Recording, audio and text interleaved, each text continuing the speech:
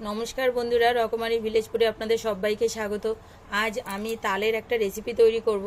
তো তার জন্য নিয়েছি আমি একটা একদম গাছ পাকা তাল। তালটা গাছ থেকেই পড়েছে।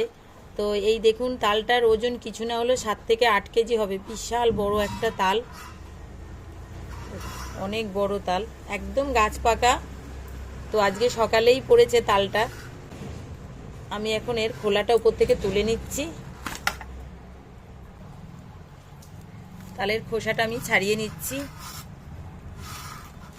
তালটা একদম কালো, আর কালো তাল খুব মিষ্টি হয়।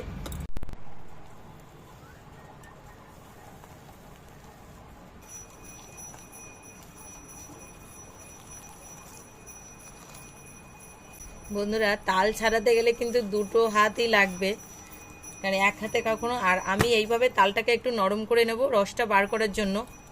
তো এইভাবে আমি পিটিয়ে পিটিয়ে তালগুলোকে একটু নরম করে নিচ্ছি। এবারে আমি একটা ঝুড়ির মধ্যে নিয়ে নেব। এই গামলাটার উপরে আমি একটা ঝুড়ি পাতিয়ে নিয়েছি। এরকম এই ঝুড়িটার সাহায্যেই আমি তালের রসটা বের করব। এই ঝুড়িটার মধ্যে এইভাবে আমি, তো ভীষণ ভালো হয় আপনাদের কাছে এরকম লম্বা ঝুড়ি কেন, যে কোনো ঝুড়ি থাকলেই হবে। নিমেষের মধ্যেই তালের রস বার করা হয়ে যায়। আমি দেখাচ্ছি যে কত ইজি এটা বের করা। আমি দেখাচ্ছি একটা যে কতটা বেরিয়েছে, এই দেখুন। আর কোনো আঁশটা এর মধ্যে কিছুই নেই। তো এইভাবে আমি সবকটা তালের রস বের করে নিয়ে ফিরে আসছি। তো এই দেখুন, আমার পুরো তালের রসটা বের করা হয়ে গেছে। তো অনেকটা রস হয়েছে তালের। আর বাকিগুলো আমি রেসিপিটা করব তখন সব দেখিয়ে দেবো। তো প্রথমে আমি রসটা একটু বের করে নিলাম। এই দেখুন, অনেকটা রস হয়েছে, অনেক অনেক। তো বন্ধুরা, এই যে আমি যে তালের রসটা বানিয়ে রেখে দিয়েছিলাম, তো এখন আমি তালের সপ্তপুরি পিঠা তৈরি করব। তার জন্য আমি প্রথমেই নিয়ে নেব এখানে 2 বাটি ময়দা।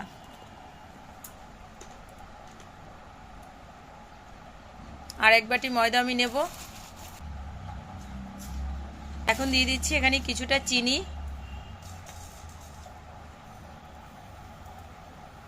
দিচ্ছি একটু নুন। এখন এটা একটু গুঁড়ো মশলাটা ভালো করে, গুঁড়ো ময়দাটা একটু মেখে নেব, শুকনো উপকরণটা। আস্তে আস্তে এখান থেকে একটু একটু করে তালের ওই রসটা দেব আর মাখতে থাকবো। একবারে আমি দেব না, কারণ কম বেশি যদি বেশি হয়ে যায় তাহলে ডোটা আমার ঠিকমতো তৈরি হবে না।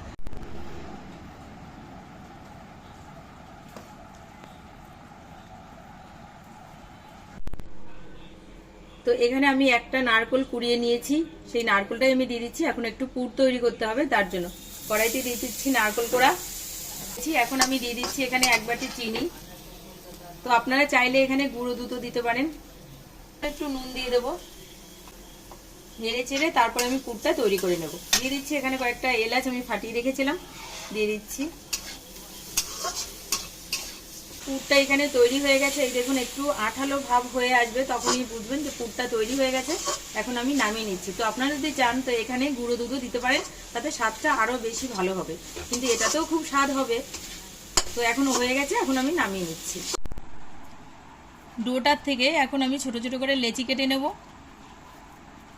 এইটুকু করে কেটে নিচ্ছি। একটুখানি ময়দা ছড়িয়ে দেব। এখন আমি বেলির সাহায্যে এইভাবে বেলে নেব, ছোট ছোট করে বেলে নেব। তো আপনারা একটা বড় করে বেলে তারপরে গ্লাস দিয়ে ছোট ছোট করে কেটেও নিতে পারেন, আবার এভাবেও নিতে পারেন।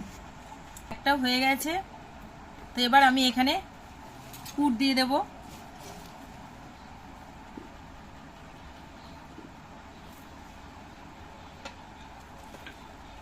এইভাবে পুরটা দিয়ে দিলাম।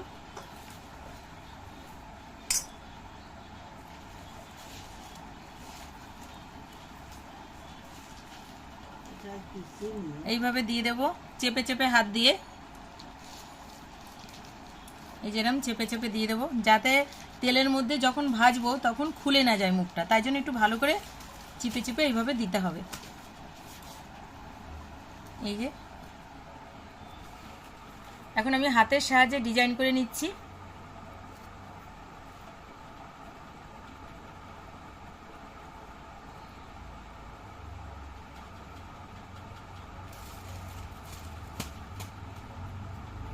একটা আমার তৈরি হয়ে গেছে।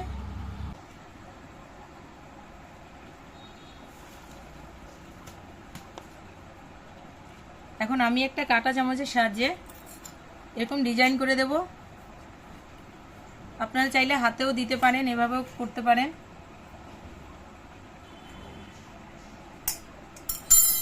এই যে একটা ডিজাইন হয়ে গেছে। তো এইভাবে আমি প্রত্যেকটা বানিয়ে নিয়ে ফিরে আসছি। আমি উনুনে একটা কড়াই চাপিয়ে দিয়েছি। এখন আমি দিয়ে দিচ্ছি এখানে সাদা তেল, কারণ পিঠাগুলো আমি সাদা তেলেই ভাজবো, তো তার জন্য আমি এখানে সাদা তেল দিয়ে দিচ্ছি। তো এইগুলো আমার সব বানানো হয়ে গেছে পিঠাগুলো। তো এখন আমার তেল বসিয়ে দিয়েছিলাম, তেলটাও অনেকটা গরম হয়ে গেছে। এখন আমি আস্তে আস্তে ছেড়ে দিচ্ছি। আর এটা খুব বেশি গরম করে তেলটা ছাড়বেন না, অল্প যখন গরম হবে তখনই আস্তে করে পিঠাগুলো ছেড়ে দিতে হবে।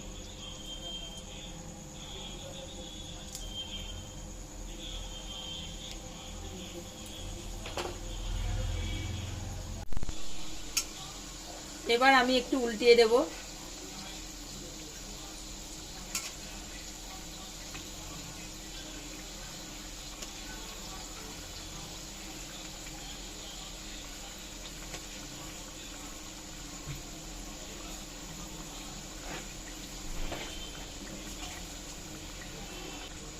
এবার লাল লাল করে দুটো পিঠই আমি একটু ভেজে নামিয়ে নেব। তো দুটো পিঠই আমি একটু উল্টিয়ে পাল্টিয়ে পুরো লাল লাল করে ভেজে নিয়েছি। তো দেখুন পিঠাগুলো কত সুন্দর ফুলেছে। এখন আমি তুলে নিচ্ছি। এরকম লাল লাল করে ভাজা হলেই তুলে নেবেন।